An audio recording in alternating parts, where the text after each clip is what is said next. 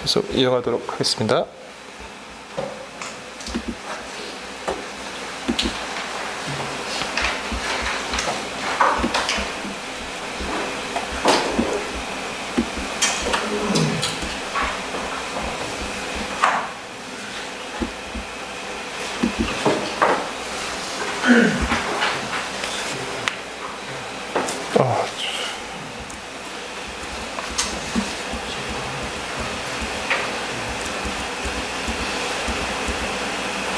공동체와 이야기에 대한 것들을 나누려고 하는데요.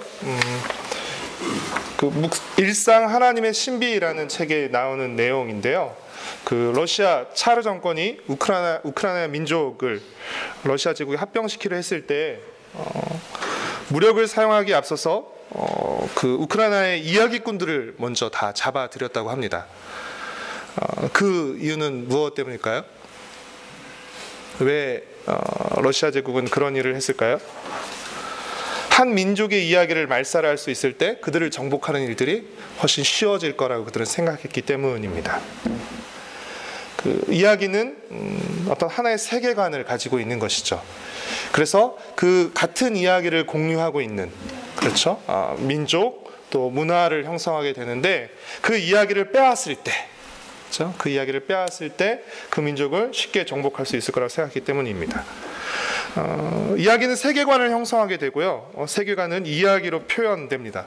그래서 우리는 사실 어떤 큰 이야기라는 형태의 그 세계관 속에서 살아가고 있게 되는 것입니다. 그래서 어떤 하나의 공동체는 사실은 어떤 하나의 이야기로 만들어지게 되는 것이죠. 그 공동체를 이루고 있는 그 이야기, 또 그 공동체가 속해 있는 그 이야기. 그렇죠? 그러니까 사실 우리가 이 성경의 하나님의 이야기를 통해서 계속 하나님 백성의 그 정체성과 하나님 백성의 공동체를 계속 유지하고 있는 것이죠. 왜 신명기에서 계속해서 자녀들에게 이 말씀을 들려주고 또 손목에 또 끈을 매고 왜 기억하게 하는 것입니까? 이 말씀을 계속 들려줌으로써 하나님의 이야기, 출애굽의 이야기, 창조의 이야기를 계속 들려줌으로써 그들이 하나님을 기억하고 하나님 백성의 공동체로 살아갈 수 있도록 하게 한 것이죠. 그렇죠? 그래서 공동체가 그 특유의 이야기를 망각할 때 공동체는 독특성을 상실하게 됩니다. 그래서 계속해서 이야기를 들려줄 필요가 있고요. 그 이야기를 들려주는 것을 통해서 그 공동체가 원래 가졌던 그 비전, 그 목적, 그 사명들을 놓치지 않도록 해야 되는 것이죠. 그래서 어떤 하나의 이야기가 공동체를 만듭니다. 어떤 하나의 이야기로 같이 공유하는 그 공동체 사람들이 같이 공유하는 이야기를 통해서 공동체가 만들어질 뿐 아니라 그렇게 해서 만들어진 공동체는 그들이 속한 이야기에 이어서 또 다른 이야기를 만들어가게 됩니다. 그러니까 자기들이 믿고 자기들이 속해 있는 그 이야기에 연결해서 또 다른 이야기를 만들어가게 되는 것이죠. 제가 스토링 애니멀이라는 그 책에서 읽은 내용인데요.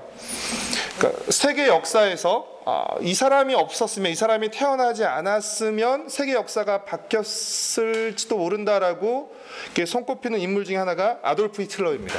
만약 히틀러가 태어나지 않았다면, 없었다면 세계 역사가 달라졌을 것이다 라고 말하죠. 근데 그에게 가장 크게 영향을 미친 사건이 무엇이었는가? 그러니까 친구들이라든지 그 히틀러에 관한 그 글들을 쓴 사람들의 이야기에 따르면 대부분의 사람들이 공통적으로 지적하는 한 가지 사건이 있어요. 히틀러에게 가장 크게 영향을 미친 사건. 그것은 그가 16세 때 바그너의 오페라 리엔치를 관람한 사건이라고 합니다. 그는 바그너의 오페라 리엔치라는 작품을 16세 때 보면서 사실은 그 리엔치가 들려주는 그 이야기 속에 빠져버리고 만 것이죠. 이 리엔치는 14세기 중엽 귀족 계급의 횡포에 맞서서 시민들의 편에서 싸운 영웅 리엔치의 이야기를 다루고 있는데요. 근데 이 리엔치를 만든 작곡가 바그너가 사실은 독일의 극단적인 민족주의자였다고 합니다. 그러니까 자신의 정치적인 그 사상을 리엔치라는 이 작품을 담아내게 된 것이고요. 이 작품을 보고 이 작품에 빠져든 히틀러가 사실은 바그너의 그 이야기를 계속해서 이어가게 된 것이었죠. 그래서 바그너는 독일의 극단적인 민족주의자이면서 열혈 반유대주의자이기도 였다고 합니다. 히틀러 평전에 어떤 내용이 있냐면 바그너는 젊은 히틀러의 위대한 생애 모범이었을 뿐 아니라 이데올로기적 스승이기도 했다. 오페라와 함께 바그너의 정치적 글들은 히틀러의 이념적 틀 전체를 형성했으며 그의 세계관을 이루는 단단한 기초가 되었다라고 히틀러 평전의 내용이 나와 있다고 합니다. 그러니까 바그너의 사상이 극단적인 민족주의자, 열혈 반유대주의자인 그 바그너의 사상이 리엔치라는 작품을 통해서 표현되었고 그 작품을 통해서 히틀러의 사상이 형성된 것이죠. 그러니까 어떤 이야기는 단순히 하나 그 이야기의 어떤 정보나 지식을 전달하는 것이 아니라 어떤 이야기는 그 이야기를 통해서 메시지를 전달합니다. 그리고 메시지를 통해서 우리에게 행동을 요구하게 되는 것이죠. 그러니까 성경의 이야기도 마찬가지입니다. 성경의 이야기가 단순히 지식이나 정보로 그치지 않고 이 이야기는 우리에게 메시지를 전달하는 것이죠. 하나님의 창조, 또 죄로 인한 타락, 포기하지 않으시고 이 죄로 망가진 세상을 다시 회복하시는 하나님의 역사 이야기, 그렇죠? 그리고 그 역사 과정 속에서 먼저 회복된 우리, 그리고 회복을 완성해 가시는 하나님의 역사. 그럼 이 속에서 우리가 어떤 삶을 살아야 될지, 그렇죠? 우리에게 묻고 도전하는 것이죠. 그래서 어떤 하나의 이야기로 만들어진 공동체는 그 이야기에 참여하게 됩니다. 그 이야기에 참여하게 돼서 그 이야기를 만들어가게 되는 것이죠. 유진 피터슨의 이 책을 먹으라에 나오는 내용인데요. 네. 기독교 영성은 우리에게 도덕법을 제시하고 이것을 지키며 살아라 라고 말하지 않는다. 일련의 교리 체계를 제시하고 이렇게 생각하면 내가 살리라 라고 말하지도 않는다. 대신에 그리스도인을 만드는 길은 이야기를 들려주고 그러는 중에 이렇게 말하며 듣는 사람을 초대하는 것이다. 이 이야기 속으로 들어오세요. 이 이야기 속으로 들어오세요. 하나님의 이야기를 들려주고 그 이야기 속으로 초대해서 그 이야기 속에서 살아가게 하는 것입니다. 그 이야기 속에서 자신의 이야기를 써내려가게 하는 것이에요. 우리가 아이들에게 또 성도들에게 성경을 들려주고 가르쳐줄 때 성경에 이런 사건이 있었다, 지식이나 정보로 전달하면 그것은 아무런 관계와 영향이 없게 됩니다. 그건 그 사람들의 이야기인 것이죠. 나와는 상관없는 이야기인 것이죠. 그러나 이 이야기가 어디로 향하고 있는지를 들려주는 것입니다. 이 하나님의 이야기가 구약성경으로부터 창세로부터 계속해서 진행되어 온 이야기가 어디로 향하고 어떻게 끝나는지를 들려주는 것이에요. 그리고 이 끝나지 않은 이야기 속에 우리의 이야기가 있다는 것을 알려주는 것입니다. 그러면 이 끝나지 않은 하나님의 이야기 속에서 우리가 어떻게 살아간지를 알려면 어떻게 해야 될까요? 지금까지 이 이야기가 어떻게 펼쳐져 왔는지를 알아야죠. 이 이야기가 어떻게 펼쳐져 왔는지를 알아야 우리가 앞으로 어떻게 살아갈지를 알게 되는 것입니다. 지금 이 자리에서 어떻게 살아갈지를 배울 수 있는 것이죠. 또 하나는 무엇이죠? 이 이야기가 어떻게 끝나는지를 알아야 되는 것입니다. 이 이야기가 어떻게 끝나는지를 알아야 지금 내가 어떻게 살아가야 할지도 배울 수 있게 되는 것이죠. 그래서 이 하나님의 이야기로, 제가 그 다음번에도 얘기하겠지만 성경의 이야기를 어떤 교리나 율법이나 그 무수히 많은 에피소드의 모음집이 아니라 사실은 창조로부터 새 창조로 이어지는 거대한 하나의 이야기, 하나님의 일관된 하나의 이야기로 사실 우리가 성경을 이해하고 또 성경을 들려줄 필요가 있는 것입니다. 하나님의 이야기가 진행되고 있는 것이에요. 하나님의 이야기가 진행되고 있는 것이고, 그래서 그 진행되는 이야기 속에서 우리의 이야기가 펼쳐지는 것입니다. 구약의 인물들이 그러했듯이 지금 이 하나님의 이야기 속에서 우리의 이야기가 펼쳐지는 것이에요. 그래서 우리 교회 공동체, 또 오늘 이 성경을 읽으며 살아간 우리는 사실은 예수의 이야기에 뿌리 박은, 예수의 이야기에 뿌리 내린 예수 공동체의 일원으로서 사실 우리는 살아가는 것입니다. 그렇죠? 혹시 이 책을 아직도 구하지 않으신 분이 있다면 꼭 오늘이 가기 전에 꼭 구하실 수 있기를 바랍니다. 묵상과 해석이라는 책인데요. 정말 좋습니다. 여러분 두고두고 한 번 읽고 끝날 책이 아니라 사실은 계속 읽으면서 여러분의 묵상을 또 여러분의 성경 해석을 도와줄 수 있는 아주 유용한 책이기 때문에 여러분 이 책을 좀 꼭 강추드리고요. 아까 어떤 분도 그런 얘기 했지만 이 성경은 필연적으로 갈등을 가지고 긴장을 가지고 있는 책일 수밖에 없습니다. 왜 그렇죠? 성경은 그때 그 사람들에게 하신 말씀이에요. 그러나 하나님은 그때 그들을 통해 하신 말씀을 통해 오늘 나에게도 말씀하세요. 그렇기 때문에 성경은 이 긴장감을 가지고 있을 수밖에 없어요. 나에게 바로 직접 주신 말씀이 아니라 그때 그들에게 주셨던 말씀이에요. 근데 그들에게만 주셨던 말씀이 아니라 그들을 통해 오늘 내게도 하시는 말씀인 것이죠.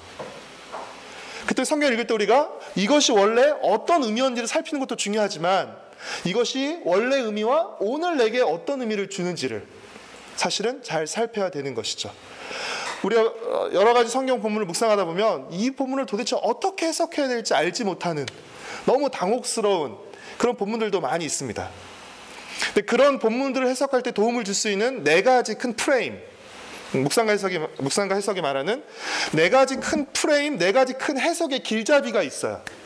그러니까 성경이 모든 이야기를 품어내는 가장 큰 하나의 거대한 일학을 했을 때 이 이야기를 읽어내는 큰 네 가지 물줄기, 네 가지 프레임이 있는데 여러분이 네 가지를 여러분이 인식을 하시면 어느 본문을 읽든지 간에 성경을 크게 벗어나지 않고 그때의 의미와 또 오늘 내게 주는 의미를 잘 연결시켜서 여러분 묵상하실 수 있을 거라고 생각합니다.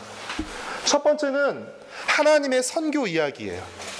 성경은 어떤 이야기냐면 하나님의 선교 이야기. 선교가 영어로 미션입니다. 그렇죠? 그러니까 하나님이 자신의 목적을 이루어 가시는 이야기라는 것이에요. 성경의 이야기는 하나님이 자신의 목적을 이루어 가시는 이야기. 하나님이 창조하신 세상이 죄로 말미암아 망가지게 되었죠. 하나님이 망가진 세상을 그냥 버리지 않으시고 회복해 가십니다. 회복해 가시는 이야기가 바로 성경의 이야기예요. 하나님이 회복해 가시는 과정 속에 누구를 부르시죠? 바로 우리를 부르십니다. 우리를 부르시고 우리로 하여금 그 회복의 과정에 참여하도록 부르시는 것이죠. 그래서 크리스토퍼 라이트가 하나님의 선교 이야기, 그렇죠? 하나님의 선교 이야기라는 책을 썼고 그 다음 책이 하나님 백성의 선교 이야기. 그러니까 하나님의 선교 이야기, 하나님이 자신의 목적을 이루어 가시는 이야기는 자연스럽게 무엇과 연결되는 것이에요? 하나님이 그 미션을, 그 목적을 누구를 통해 이루어 가십니까? 하나님의 백성을 통해 이루어 가십니다. 그러니까 하나님의 목적은 곧 하나님 백성의 목적이 되게 되는 것이죠. 그러니까 성경 이야기는 하나님이 자신의 목적을 성취해 가시는 이야기입니다. 처음부터 끝까지 성취해 가시고 완성해 가시는 이야기입니다. 우리가 그 이야기 속에서 살고 있죠. 두 번째는 예수를 가리키는 이야기라는 것입니다. 하나님께서 자신의 목적을 성취해 가시는데 이 목적이 누구를 통해서 성취가 되죠? 예수 그리스도를 통해 성취된다는 것입니다. 그렇기 때문에 성경의 모든 이야기는 누구를 가리킨다는 것이에요? 예수 그리스도를 가리킨다는 것이죠.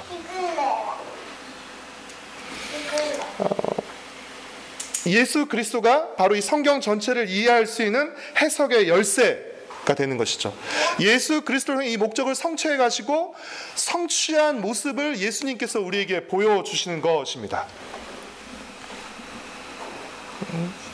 그래서 예수님은 하나님 나라의 왕이시며 또 하나님 나라의 백성으로 오셔서 하나님의 목적을 성취하셨죠. 그렇죠? 하나님이 자신의 목적을 성취해 가시는데 누구를 통해서요? 예수 그리스도를 통해 성취해 가십니다. 세 번째, 지금 여기에 임한 미래의 이야기라는 것입니다. 성경의 이야기는 지금 여기에 임한 미래의 이야기. 예수 그리스도를 통해서 하나님께서 죄로 망가진 인류와 세상을 회복해가는 일을 하나님께서 회복하시기 시작하셨습니다. 그리고 마침내 완성하실 것이죠. 예수님의 부활이 우리에게 왜 중요한 것이죠? 예수님 안에서 우리도 예수님처럼 부활할 것이기 때문입니다. 그렇죠? 그러니까 예수님의 부활은 예수님 개인의 부활이 아니라 장차 예수님 이후에 일어날 모든 부활을 보여주는 것이죠. 미리 예수님께서 보여주신 것이죠. 그러니까 예수님을 통해서 그렇죠? 부활하게 될 것이고 또 우리 연약한 육신의 몸을 벗고 부활의 새로운 몸을 입게 될 것처럼 이 땅도 그렇죠? 새하늘과 새 땅을 입게 되겠죠. 그래서 장차 임할 그 미래의 이야기를 우리는 오늘 살고 있는 것입니다. 아직 그 하나님의 나라가 완성되지 않았지만, 우리 첫 번째 주제가 하나님 나라 관점으로 성경 읽기였잖아요. 그렇죠? 아직 하나님의 다스림이 완전히 이루어지는 하나님 나라가 완성되지 않았지만 예수 그리스도의 죽으심과 부활을 통해서 이미 하나님의 나라가 시작되었죠. 그러니까 아직 완성되지 않았지만 이미 시작된, 그러나 우리는 어떻게 됩니까? 그 나라가 반드시 완성될 것을 믿기에 완성될 하나님의 나라를 지금, 아직 완성되지 않은 지금 이 시점에 끌어와서 사는 것이죠. 그 이야기의 끝을 알기에, 하나님이 반드시 자신의 목적을 성취해 가실 것을 알기에, 그 목적의 성취가 다시 오시는 예수님을 통해서 이루어질 것을 알기에, 그 예수 그리스도의 다시 오심을 기대하면서 완성될 하나님 나라의 백성으로서 이 땅을 살아가는 것이죠. 네 번째는 무엇이냐면 신앙 공동체의 이야기라는 것이에요. 아직 하나님의 나라가 완성되지 않았습니다. 그렇죠? 그러면 하나님의 나라를 완성하는, 죄로 망가진 인류와 세상을 회복해가는 이 이야기는 이제 누구를 통해서 이루어지게 되는 것이죠? 네, 하나님의 백성인 우리를 통해서, 예수 공동체인 우리를 통해서 예수님께서 지니셨던 사명이 우리에게 계속해서 이어지게 되는 것이죠. 물론 우리의 힘으로 완성하는 것은 아닙니다. 그렇죠? 우리의 힘으로 완성되는 것은 아니지만 우리는 이 이야기의 완성을 믿어요. 이 이야기의 완성을 믿기에 어떻게 하는 것이에요? 이 이야기에 참여하는 것입니다. 때로는 개인적으로 공동체적으로 실패할 수 있습니다. 왜냐하면 아직 하나님의 다스림을 거부하는 죄와 이 사단의 세력이 아직 막강하기 때문에 개인적으로 실패할 수 있어요. 교회적으로 실패할 수 있어요.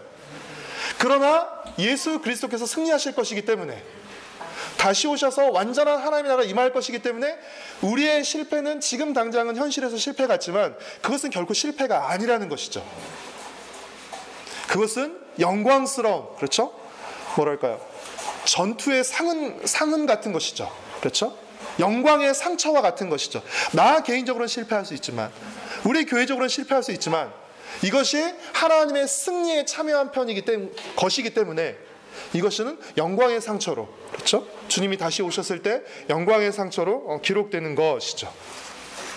그래서 이 네 가지 이야기, 하나님이 자신의 목적을 이루어 가시고 모든 이야기들이 예수 그리스도를 통해 이루어지고 있으며, 그렇죠?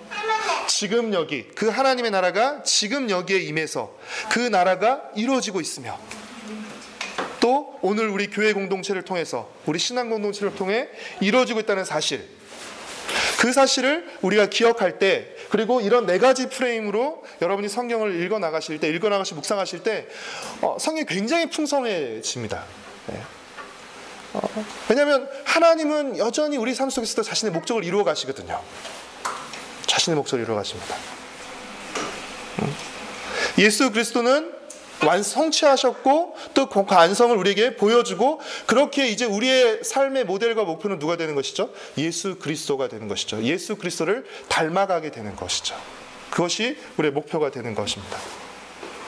지금 이 땅에 살지만 이 땅의 가치와 이 땅의 문화로 살아가지 아니하고 하나님 나라의 가치와 하나님 나라의 방식으로, 그렇죠? 지금 이 땅에서부터 살아가는 것이죠. 그래서 하나님 나라가 와 있음을, 그러니까 사람들이 다 인정하고 알 만큼의 그런 멋들어진 웅장한 하나님 나라가 아니라 할지라도 나를 통해서, 그 나라의 백성으로 사는 나를 통해서, 또 그 공동체를 통해서 하나님의 나라가 이미 와 있고 시작되었음을 보여주게 되는 것이죠. 그리고 우리 개인과 우리 공동체가 그 나라의 완성을 위해서, 그 나라의 확장을 위해서 참여하는 것이죠. 그렇죠? 지난주 세계감에 대한 이야기도 그렇고, 우리가 이 소망을 가졌기에, 사실은 우리가 정치적인 상황도 그렇고 얼마나 불투명하고 절망스럽습니까? 그러나 우리는 하나님께서 마침내 목적을 이루어 가실 것을 믿기에, 지금은 지는 것 같지만, 그렇죠? 결국은 우리가 승리할 것을, 어린 양의 승리를 믿기에, 그렇죠? 그 절망과 그 어둠 속에서도 사실은 계속해서 이 말씀을 붙들고 살아갈 수 있게 되는 것이죠. 아직 우리에게 소망이 있다라고 말할 수 있게 되는 것이죠. 예레미야 애가 5장 21절 말씀 한번 같이 읽어보겠습니다.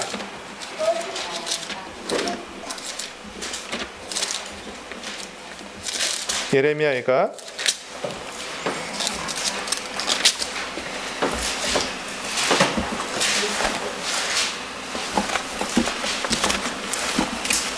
다 찾으셨나요? 예레미야가 5장 21절 말씀 같이 읽겠습니다. 시작. 여호와여 우리를 주께로 돌이키소서. 그리하시면 우리가 주께로 돌아가겠사오니 우리의 날들을 새롭게 하사 옛적 같게 하옵소서. 그렇죠? 우리를 주께로 돌이키소서라는 예루살렘의 멸망과 그렇죠? 그 비통과 고통 속에서 지금 신이 고백하고 말하고 있는 거죠. 우리를 주께로 돌이키소서. 그러니까 우리가 예레미야 애가를 묵상하면서, 그렇죠? 예레미야 애가를 묵상하면서 지금 이 당시의 그 상황들, 역사적인 상황들, 또 문맥의 상황들 잘 살필 수 있겠죠. 그러나 여러분, 이 이야기가 누구를 가리키고 있죠? 이 이야기는 하나님이 자신의 목적을 성취해 가시는 이야기 속에 있습니다. 그렇죠? 그리고 이 이야기는 누구를 가리키고 있어요? 예수 그리스도를 가리키고 있죠. 예수 그리스도께서 왜 오신 거예요? 우리를 주께로 돌이키게 하기 위해서. 그렇죠? 예수님이 우리를 주께로, 하나님을 등지고 떠나서 지금 고통과 비통 속에 있는 우리를 다시 하나님께로 돌이키게 하시기 위해서 예수 그리스도께서 오신 것이죠. 그렇죠? 예수 그리스도를 가리키게 되는 것이죠. 여러분, 예수님이 주께로 하나님께로 돌이키게 하기 위해서 오신 그 예수 그리스도의 역할이, 그 사명이 오늘 누구를 통해 또 이어지게 됩니까? 교회를 통해 이루어지게 되는 것이죠. 그렇죠? 그럼 교회는 사람들을 주께로 돌이키게 하기 위해서, 그렇죠? 이 사명을 지금 오늘 우리의 지역 가운데서, 우리의 상황 가운데서, 문제 가운데서 어떻게 이 사명을 이어갈 수 있게 할지, 그렇죠? 여기까지 나간다면 사실은 이것은 개인적인 묵상을 넘어가는 것이죠. 물론 내가 묵상을 하더라도, 그렇죠? 그냥 단순히 나 하나의 어떤 사적인 문제와 영역에 국한된 것이 아니라 예수 그리스도를 바라보고, 그렇죠? 그 예수 그리스도의 그 사명을 나와 우리 공동체가 또 어떻게 감당해야 될지를, 거기까지 확장된다면 자연스럽게 공동체적인 성경 읽기로 이렇게 나아가게 되는 것이죠. 그렇죠?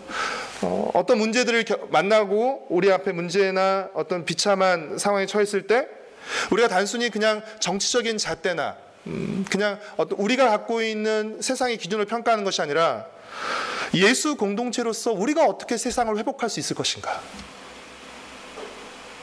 하나님께서 죄로 망가진 이 세상을 회복해 가시는 이야기잖아요. 성경의 이야기는요. 그렇다면 오늘 우리는 그 회복에 동참하는 예수의 공동체로서 어떻게 회복에 동참할 수 있을까라는 질문을 던져야 되는 것이죠. 오늘 저희도 아침에 모임하면서 환경 문제에 대한 이야기를 한 간사님이 나눠주셔서, 그럼 어떻게 이 망가지는 환경을 우리가 할 수 있는 방법은 무엇일까라는 질문을 던지게 되는 것이죠. 그것이 예수의 공동체로서 세상을 회복하는 일에 참여하게 되는 것입니다. 이 네 가지 프레임이 굉장히 저는 유용하다고 생각하고요. 사실은 저는 이렇게 주로 책에 줄을 치면서 이렇게 보는 편인데 거의 모든 문장에 줄이 다 쳐질 정도로 글을 굉장히 깔끔하게 잘 쓰셨어요. 교수님이 영문과 출신이라서 글을 많이 읽으시고 또 잘 다듬어 주셔서 어떤 본문을 만나든지 간에, 그러니까 무조건 우리가 이런 네 가지 공식이 있으니까 다 껴맞추는 것이 아니라 큰 프레임 속에서 그 본문들을 이해할 때 우리가 이렇게 벗어나지 않고 그 테두리 안에서 정말 풍성하고 생생하게 묵상할 수 있도록 도와줘요. 그 아이들에게 실험을 해봤는데요, 아무런 경계도 주지 않고 마음껏 놀아라 한다고 하면 더 자유롭게 놀지 못한대요. 근데 요 안에서 마음껏 놀아라, 경계를 정해주고 요 안에서 마음껏 놀아라 그러면 그 경계를 다 활용한다고 합니다. 그러니까 사실 우리가 이 네 가지 큰 프레임을 우리의 가이드라인으로 삼아서 묵상뿐 아니라 성경을 읽어 나갈 때, 그렇죠? 읽고 해석하고 또 나누고 순종할 때 이 네 가지 프레임을 잘 활용한다면 우리에게 굉장히 많은 유익을 줄 거라고 생각하고, 꼭 제 설명은 이 책의 내용에 비하면 너무너무 부족하니까 꼭 이 책을 여러분이 두고두고 조금 보실 수 있으면 좋겠습니다. 자, 네 번째, 공동체 속에서 함께 성경을 읽기입니다. 조금 범위를 더 넓게 나가보려고 하는데, 여러분 혹시 소셜 리딩이라는 말 들어보셨나요? 소셜 리딩. 네. 여기 설명이 나와 있습니다. 같이 한번 읽어보겠습니다. 여러 사람이 온라인에서 문단, 장에 댓글을 남겨 대화하면서 책을 읽는 것. 그러니까 SNS를 통해서 책에 관한 글을 공유하고 함께 읽는 행위를 소셜 리딩이라고 이제 표현합니다. 그래서 어떤 책을 읽으면서 그 책에서 좋았던 한 문장. 그러니까 지금 제가 얘기죠. 뭐 제가 책에 밑줄을 긋은 거를 뭐 여러분께 이렇게 다 가지고 다니면서 이렇게 보여드려야 되는 건데, SNS 상에서 내가 밑줄 친 한 줄, 내가 이 책을 읽으면서 가장 좋았던 한 문장을 올리는 것입니다. 이렇게 서로 함께 같은 책을 읽으면서 너는 그 부분이 좋았어? 나는 이 책을 읽으면서 이 부분이 좋았어. 같이 나누는 것이죠. 그래서 뭐 손끝으로 문장 읽기, 밑줄 긋고 생각 읽기, 뭐 이런 여러 가지 다양한 서비스들이 제공되는데요. 이것을 통해서 그러니까 읽기가 개인의 읽기로 끝나지 않고 이렇게 확장되는 것입니다. 그러니까 여러분, 우리가 한 드라마를 보면서 느끼는 그 유대 의식이 있잖아요. 그렇죠? 예전에 태양의 후예라는 드라마가 유행할 때 모든 말투는 다 군인 말투입니다. 그렇죠? 그랬지 말입니다. 왜냐하면 군인들이 그 주인공이었기 때문에 그런 것이죠. 그러니까 그 드라마가 방영될 때는 같이 느끼는 유대감과 그 연대의식이 있어요. 그렇죠? 어떤 한 영화가 히트를 칠 때, 그렇죠? 뭐 너나 잘하세요. 뭐 보지는 않았지만 워낙 그 말을 많이 들어서 본 것 같아요. 네. 근데 이런 말들이 사실은 그 영화를 본 사람들 사이에서 어떤 그 공감을 가지고 유대감을 느끼는 것이죠.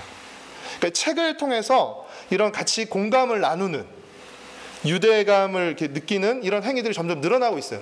그러니까 제가 오늘 이제 공동체적 성경 읽기를 계속 말하고 있는데, 우리가 성경이 그냥 나 하나로 읽고 끝나서 멈추지 않고 이것을 자꾸 같이 읽어 나가면서 같이 공감을 나누는 방식으로 조금 더 확장될 필요가 있다는 것이에요. 실제 일반 독서 영역에서는 이런 것들이 굉장히 활발하게 진행되고 있습니다.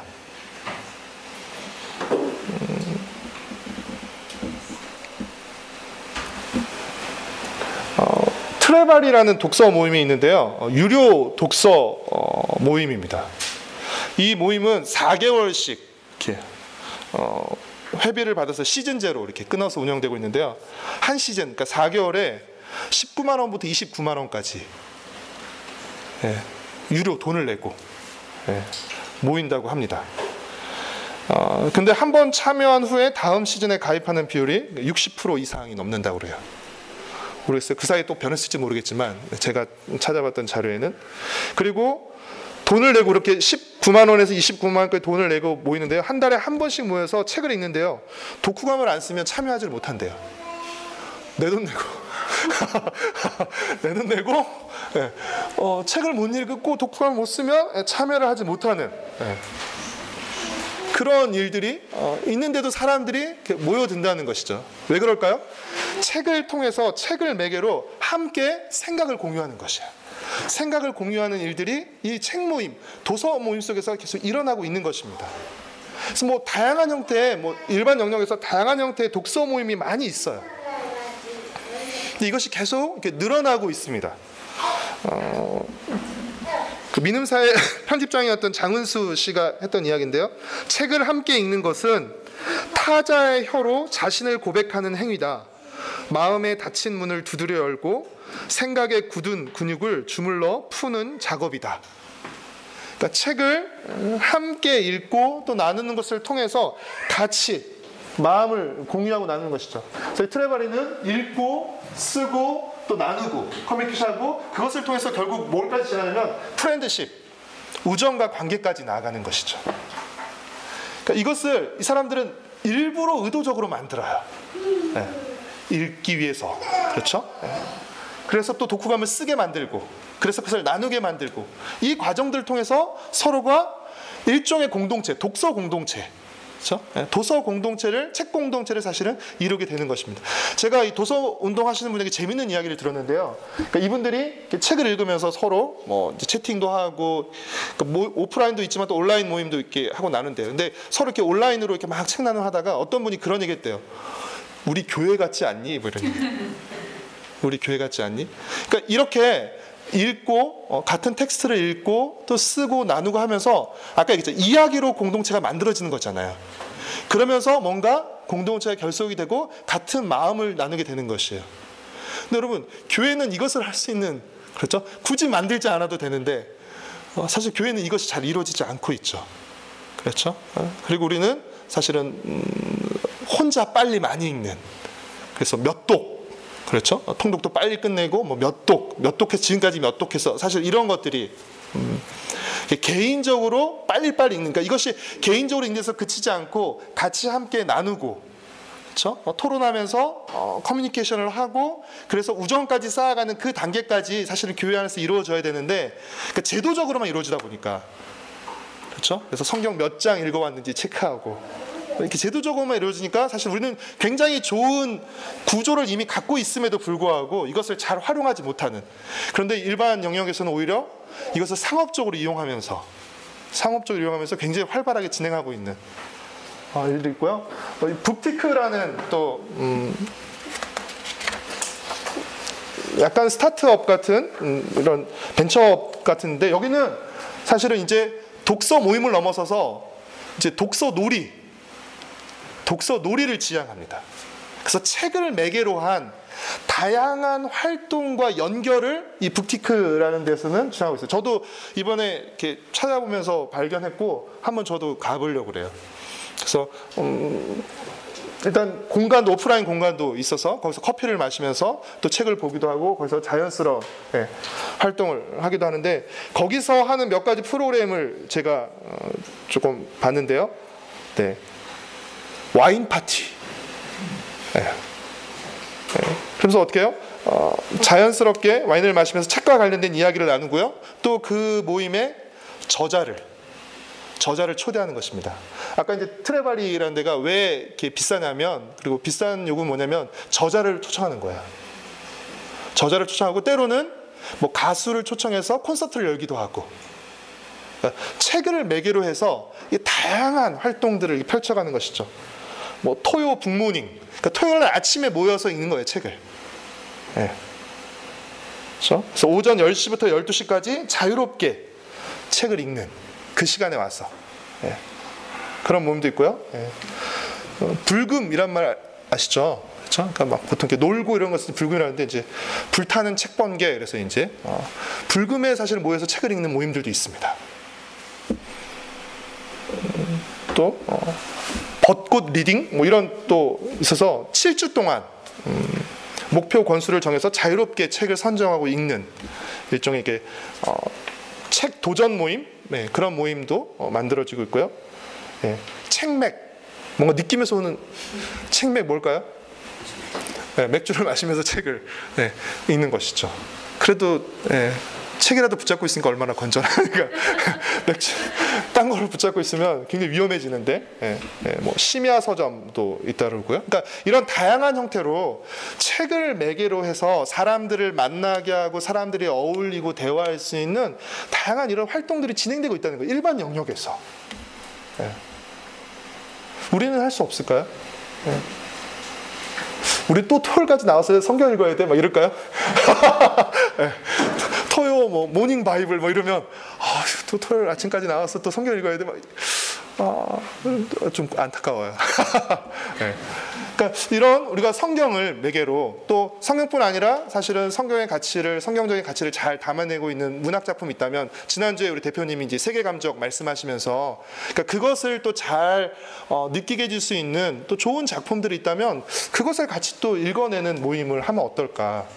그래서 성경도 읽고 사실은 문학 작품이나 또 일반 도서도 같이 읽어 나갔으면, 저도 생각해 1+1이라고 이렇게 생각도 해보긴 했는데, 어쨌건 좀 작더라도 같이 이렇게 소박하게 시작할 수 있는 그 일들을 좀 여러분이, 사실은 한 명만 있어도 시작은 할 수 있어요.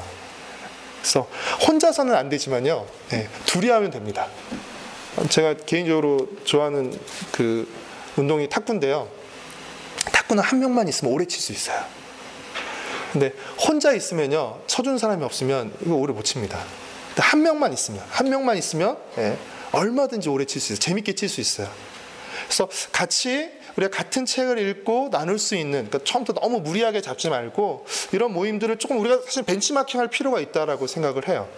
그러니까 너무 제도적인 성역 공부, 뭐 성경 통독 이런 프로그램보다 성경을 매개로 같이 읽고 또 한번 써보고 대화를 나눌 수 있는, 그러다 보니까 든 생각인데요, 그거를 위한 가장 좋은 방법을 이미 우리가 하고 있어요. 그게 뭘까요? 큐티 나눔입니다. 큐티 나눔이 사실은 공동체적인 성경 읽기에 굉장히 좋은 방법이죠. 내가 읽고 쓰잖아요, 또. 그렇죠? 그것을 나눔을 통해서 함께 또 나누게 되잖아요. 그러면서 같은 말씀을 같이 나누고 말씀을 순종하면서 생기는 그 영적인 유대감, 영적인 공감, 이것들이 함께 형성이 되잖아요. 그렇죠? 예레미야 애가를 묵상할 때 같이 그 공동체 안에서 느끼는 그 마음이 있는 것이고, 에스라를 묵상하면서, 그렇죠? 에스라를 묵상하면서 느끼는 것이 있는 것이고, 사실은 제가 섬기고 있는 교회도 지금 교육관을 새로 지금 준비하고 있는데, 에스라 말씀 묵상하면서 저희 청년들과도 그런 말씀을 또 같이 나누기도 하고, 그렇죠? 우리가 어떻게 또 이 일에 같이 할 수 있을 것인지, 그러니까 자연스럽게 그 성경의 이야기를 같이 나눔으로써, 읽고 나눔으로써 또 오늘 우리 공동체가 어떻게 반응할지를 자연스럽게 연결할 수 있어서 굉장히 감사했습니다. 그러니까 필요할 때 뭔가 얘기를 소환해내는 것이 아니라, 지금 상황상 하니까 거기에 맞는 말씀을 소환해내는 것이 아니라, 말씀이 자연스럽게, 큐티는 말씀이 자연스럽게 진행되잖아요. 그러니까 그 말씀이 진행되면서 다루는 이야기를 자연스럽게 나누면 너무 자연스러운 것이에요. 예. 말씀이 사실 우리를 꾸짖는 이야기를 하고 있다면 그 꾸짖는 이야기를 받아들이는 것이고, 또 격려하는 이야기를 하고 있다면 그 우리에게 주는 격려로 받아들여서 자연스럽게 가면 되는데, 누군가를 혼내주고 싶어. 그래서 뭔가 좀 정신 바짝 차리게 할 만한 일을 내가 이렇게 끄집어 와서 해줘. 이렇게 되면 사실은 좀 이렇게 어색하고 안 맞을 때가 많아요. 자기적일 때가 사실 있습니다. 그래서 말씀이 흘러가게 하고 그 말씀을 따라 우리가 같이 흘러가면 굉장히 자연스럽게, 그렇죠? 말씀을 따라 형성이 되는 것이죠. 네, 여러분도 좀 이런 모임들에 대해서 좀 관심을 가지셨으면 좋겠습니다. 그래서 이 독서 모임에서 하면서 인상 깊었던 이야기는 뭐냐면, 책 읽는 사람 옆에 있어야 책을 읽는다예요. 책 읽는 사람 옆에 있어야 책을 읽는다. 그래서 누구 옆에 있느냐가 중요합니다. 그래서 여러분이 큐티를 잘할 수 있는 비결을 알려드릴게요. 뭘까요? 큐티 잘하는 사람 곁에 머무십시오. 큐티 잘하는 사람 곁에 머물면 여러분 계속 큐티 하시게 될 가능성이 커요. 여러분이 누군가를 큐티를 잘하게 오래 하고 싶어요. 오래 하게 만들고 싶어요. 그 방법을 알려드릴게요. 어떻게 하면 되죠? 여러분이 큐티를 잘하시면 돼요. 여러분이 큐티를 잘하시면 여러분 곁에 계신 분들이 큐티를 오래 잘할 가능성이 높아져요. 그렇죠? 제가 아는 전사 한 분이 그런 표현을 썼어요. 자기는 치킨을 되게 싫어한대요. 근데 어느 순간부터 아들과 딸들이 맨날 치킨을 시켜 먹는데요. 그러다 보니까 자기도 치킨을 뜯고 있더래요. 그러니까 누구 곁에 머무느냐가 중요해요. 그러면 나도 모르게 자연스럽게 되는 것이죠. 그래서 책 읽는, 그러니까 왜 독서 모임을 가게 되냐면, 책 읽는 사람들 곁에 있어야 나도 읽게 되는 것이에요. 혼자서는 책을 잘 못 읽어요. 그렇죠? 근데 어떻게 해요? 읽는 사람들 속에 들어가 있으면 같이 더불어 읽게 되는 거죠. 저희 박동림 목사님, 우리 차세대사 코디네이터인데, 저희가 이제 여름에 성경 읽기 캠프, 성경 읽기 수련회라는 그런 저희가 이제 프로그램을 같이 개발해서 조금 했는데, 적어도 여름 수련회 때 성경의 한 책을 한번 같이 읽어보자는 거예요. 또 얼마나 힘든 일인지 몰라요. 아이들이요, 한 해 동안 사실은 성경 한 장도 안 읽을 수도 있고요. 정말 심한 경우에는, 그리고 한 책을 읽어본 경험이 없는 아이들도 있을 수 있어요. 근데 여름 수련회 2박 3일, 3박 4일 때 한번 읽어보는 거예요. 한 책을. 그때 저희가 사무엘상 했었나요? 사무엘상하, 겁 없이. 사무엘상하. 몸 비틀고 난리 나죠. 그런데 혼자서 사무엘상하 읽으라고 하면 못 읽어요. 조별로 나눠서요. 그렇죠? 이렇게 3장씩 끊어서 읽고 한번 써보게 하고 나눠보게 하고. 그러니까 같이 그 힘으로 미는 거예요. 같이 그 힘으로 밀고 나가서 한 책을 읽어내는 경험을 해보는 거예요. 한 책을 읽어보면 사실은 다른 책도 읽을 수 있는 힘이 생깁니다. 그러니까 그런 식으로 읽어나게끔 이렇게 만드는 것이죠. 그래서 우리가 좀 이렇게 함께 읽을 수 있는 그런 분위기라든지 그런 모임들을 같이 만들어가면서 서로를 도와주고 세워주면서 한번 끌고 나가는 거죠. 뭐 애들도 마찬가지고 우리들도 마찬가지인데 여러분 혼자 찬양 부를 때랑 아니면 많은 사람이 같이 찬양 부를 때랑 어떤 때가 더 이렇게 막 힘이 더 느껴집니까? 너무 질문 이상한가요? 질문 이상한. 네. 함께 찬양할 때, 그래서 찬양 예배 때 때로는 너무 분위기로 우리를 좌우하는 것도 있긴 하지만 이렇게 함께 찬양할 때 뭔가 이렇게 막 힘이 느껴지잖아요. 여러분 기도할 때도 마찬가지인데요. 막 혼자서도 아주 크게 기도하시는 분도 계시지만 사실은 아이들 같은 경우에 통성 기도할 때 평소 기도 안 하던 애들이 수련회 때 밤에 불 끄고 통성 기도하면 그래도 조금 합니다. 그건 뭐죠? 그 분위기의 힘이에요. 같이 기도하기 때문에 그 기도의 힘을 받아서 자기도 기도할 수 있게 생기는 거예요. 그렇다면 저는 성결기도 마찬가지라고 생각해요. 그러니까 개인이 찬양하는 것보다 함께 찬양할 때 더 많이 힘과 은혜가 느껴지고 나 혼자 기도하는 것보다 같이 기도할 때 더 뜨겁게 힘있게 기도할 수 있다면 저는 성경 읽기도 똑같이 적용될 수 있다고 봐요. 혼자 읽지 말라는 얘기가 아니라 혼자는 혼자서 읽되 혼자 읽지 않고 또 함께 읽을 때 그 말씀이 주는 힘을 또 같이 느낄 수 있는 것이 아까 그 보여드렸던 영상처럼 함께 읽는 데서 오는 힘이 있습니다. 그리고 말씀에 집중하면서 그러니까 나 혼자 읽다가 뭐 졸리거나 정신을 못 차리고 쓰러지거나 뭐 이런 일이 있지만 같이 있으면 정신을 또 바짝 차리게 되잖아요. 그러면서 말씀에 집중하면서 같이 말씀을 읽어내는 그런 경험들 그렇죠? 그럴 수 있는 그런 모임과 장치들을 우리가 조금 더 많이 개발했으면 좋겠습니다. 가정 안에서 가족과 함께 성경을 읽는 것인데요. 숙제죠. 숙제고 우리가 많은 고민이 필요한데 제가 도움을 받았던 책 중에 하나는 성경은 아이스크림처럼이라는 아주 말랑말랑한 저희 출판사 책은 아니지만 규장에서 나온 책인데요. 사랑하는 자녀에게 성경 말씀을 아이스크림처럼 달콤하고 게임보다 더 재밌게 읽어주는 실제적이고 효과적인 방법. 너무 과장되긴 했지만 그러니까 아이들에게 말씀을 달콤하게 느껴지게끔 하면서 어떻게 아이들이 말씀에 더 익숙해지게 할 수 있을까를 좀 도와주는 이렇게 짧은 책이지만 여러 가지 인사이트를 주는 좋은 책이었습니다. 가정에서 성경을 읽고 듣는 방법에 대해서 우리가 좀 고민을 해야 되는데요. 가정에서 성경을 읽고 듣는 패턴을 만들어 줘야 됩니다. 그러니까 일방적으로 읽어라가 아니라 가정에서 함께 읽고 듣는 패턴을 마련해 줘야 되는 것이죠. 그렇죠? 그래서 뭐 요일을 정한다든지. 그래서 지난번에 한 분을 만나서 이스라엘의 가정교육에 대한 이야기를 좀 듣는 시간을 가졌는데 그분이 얘기하시더라고요. 이스라엘 가정교육, 이스라엘 신앙교육의 핵심은 안식일이래요.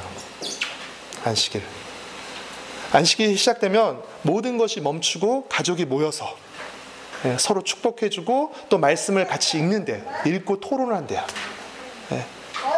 이것이 그들의 가정의 하나의 문화로 자리 잡은 거예요. 그리고 이것이 계속 지속되는 것이고 아이들이 안식일을 즐거워한답니다. 안식일을 기다린대요. 왜냐하면 안식일이 시작되면 축복해주고 부모가 축복해주고 또 준비한 음식을 먹고 같이 나누는 이런 일들이 안식일 가운데 이루어진다는 것이죠. 그러면서 그분이 어떤 얘기를 하냐면 왜 성경에서 고아와 과부들이 왜 불쌍한 자이냐면 안식일의 축복과 기쁨을 누리지 못하기 때문에 라고 하는데 공감이 확 왔습니다. 그러니까 우리 가정 안에서도 이 가족이 함께 말씀을 읽고 나눌 수 있는 어떤 하나의 가족 문화 짧더라도 이런 문화를 우리가 조금 일부러라도 의식적으로라도 좀 만들 필요가 있습니다. 애들이 크면 사실 모이기가 쉽지 않잖아요. 뭐 저희도 지금 고등학교 1학년, 중학교 3학년 아이인데요. 가정 예배 드리려고 그러면 화가 막 이만저만 나는 게 아닙니다. 모으는 것부터 쉽지가 않아요. 모으는 것부터가. 그리고 앉아있는데 결코 웃으면서 앉아있지 않습니다. 뭐 하다 보면 가정 예배는 드리지만 뭔가 서로 짜증에 겨운 이런 일이 나타나는데 어려서부터 우리가 같이 말씀을 매개로 같이 가정 안에서 성경을 읽고 듣는 패턴을 좀 마련해 보는 것이 좀 필요하고 그런 구체적인 방식들에 대해서 이 책이 소개하고 있습니다. 두 번째는 부모가 자녀들이 성경을 읽고 듣는 일 외에 성경의 큰 그림에 대해서 자꾸 들려줘야 된다고. 성경의 큰 그림에서 이 성경이 어떤 이야기를 말하고 있는지 아까 얘기했던 4가지 프레임 이 프레임을 중심으로 성경의 큰 그림을 자꾸 들려줘야 돼요. 안 그러면 자꾸 조각조각난 정보만 가지고 있게 됩니다. 그러니까 우리가 퍼즐을 맞출 때 여러분 이렇게 퍼즐들이 들어간 상자에는 항상 뭐가 그려져 있죠?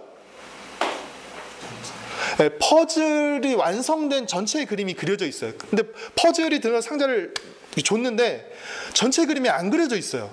굉장히 당혹스러운 일입니다. 이것들이 어떻게 연결해야 될지를 모르고 또 어떤 모양이 나올지 알지 못하는 거예요.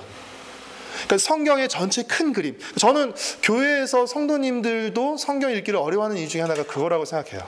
그러니까 열심히 많이 읽으라고는 하는데 구슬이 서말이라도 꿰어야 보배인데 이렇게 꿰어져서 어떤 목걸이를 이루어내는지는 보여주지 못하고 자꾸 이 구슬 저 구슬에 대해서만 계속 이렇게 주니까 나중에는 막 뒤죽박죽이 돼서 혼란스러워하는 경향이 있지 않나 하는 생각이 듭니다. 그래서 자꾸 성경을 전체 큰 그림을, 그렇죠? 큰 그림을 그리고 점점 더 아이가 자라갈수록 그 그림을 더 세밀하게 만들어가면 되잖아요. 그렇죠? 네. 그런 식으로 우리가 큰 그림을 그려줄 필요가 있고요.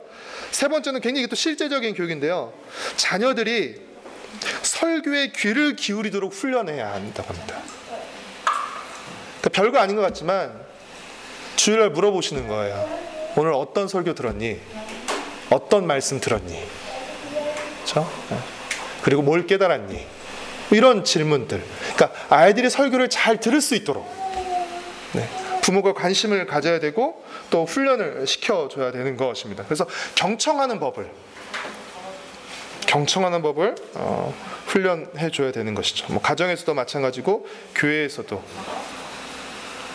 그것을 훈련할 수 있도록 도와줘야 되는 것이고요. 자녀들이 성경에 뿌리 내린 깊이 있는 삶을 살아가려면 그 과정의 출발점에 반드시 부모가 있어야 됩니다. 부모가 그 역할들을 감당해줘야 되는 것이죠. 그래서 저희가 지금 전 세대 큐티 책을 내고 있는데 미취학 큐티 아이로부터 그렇죠? 큐티 아이로부터 이렇게 쭉 같이 올라가고 있죠. 그러니까 뭐 미취학 아이가 무슨 큐티 아이 내용을 보면서 하나님이 어떤 분인지 알아가고 사실은 그렇지는 않죠. 그렇죠? 부모님을 통해서 하나님을 조금씩 느껴가게 되는 것이죠. 저 부모님의 모습 속에서 하나님의 모습을 또 이렇게 발견하게 되는 것이죠. 네, 그래서 가정 안에서 함께 성경을 읽기 위한 그런 방법들, 뭐 약속들도 정하고 저는 아이들과 함께 뭐 매일 성경을 정기 구독하지 않는다면 2달에 한 번씩은 아이들과 함께 서점에 나가서 그렇죠? 매일 성경을 사게 하는 어떤 즐거운 경험들도 하고 오는 길에 맛있는 것도 사주고 이런 경험들 있으면 좋겠고 아까 얘기했잖아요. 뭐 책맥, 뭐 와인 파티 뭐 이런 거 있잖아요. 우리도 성경과 더불어 치킨 파티 뭐 이런 거.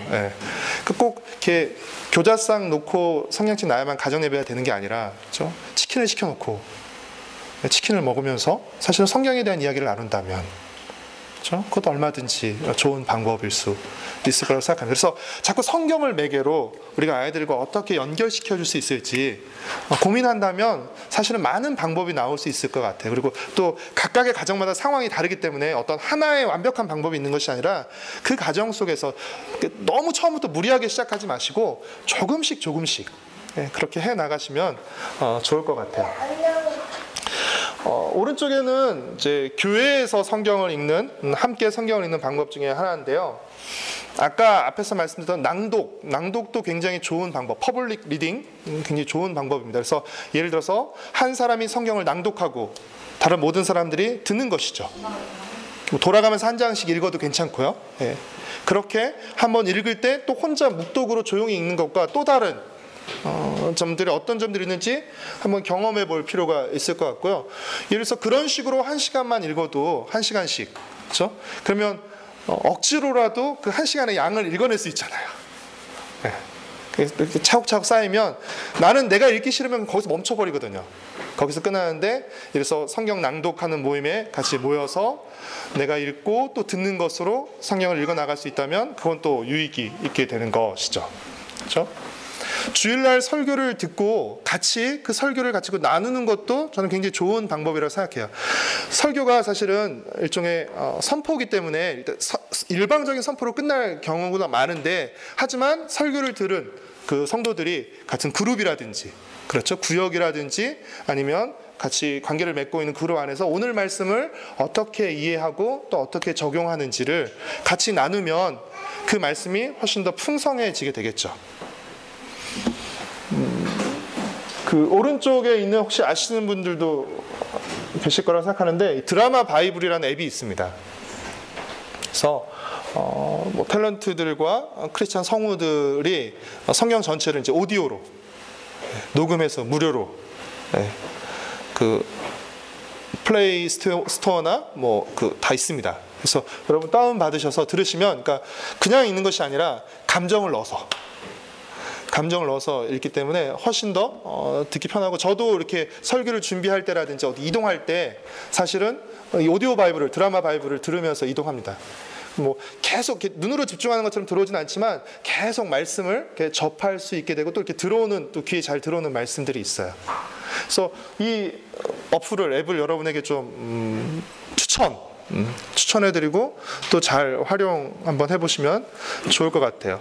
이것과 관련된 영상이 있는데요. 하나 보고 잠깐 좀 쉬도록, 또 쉬었다 하도록 하겠습니다.